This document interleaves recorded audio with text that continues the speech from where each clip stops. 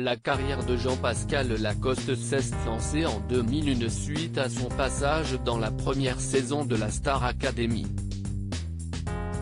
20 ans plus tard, l'ex-chanteur s'est confié à Evelyne Thomas sur Non-Stop People. Dans cette émission de confidence, il a notamment évoqué ses parents et expliqué que sa participation à l'émission les avait énormément affectés.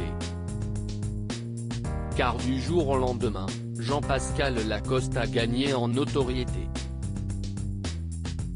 Je voyais souvent ma mère pleurer parce qu'on a les gens qui nous aiment et ceux qui ne nous aiment pas.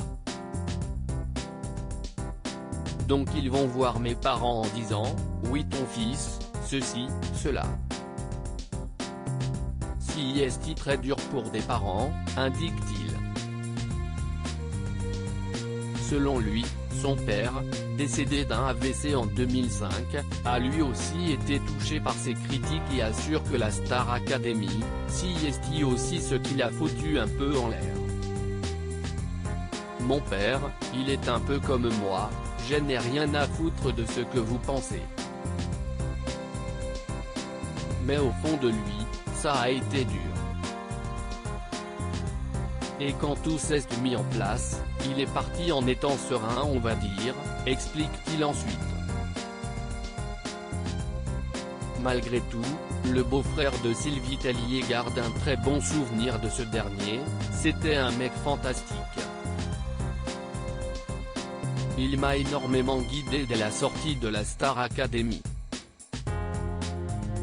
Jean-Pascal Lacoste revient sur son histoire d'amour avec Jennifer en évoquant son passage dans l'émission de télé-réalité musicale. Jean-Pascal Lacoste n'a pas échappé aux questions indiscrètes de la présentatrice.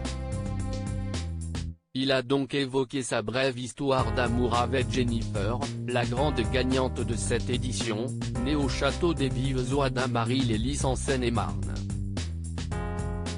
C'était une belle amourette, je l'aimais beaucoup. On s'est fait 3 bisous au château puis après on s'est un peu revu, se souvient-il.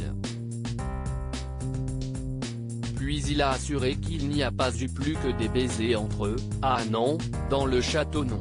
Parce qu'il y a des caméras partout. On était là pour bosser.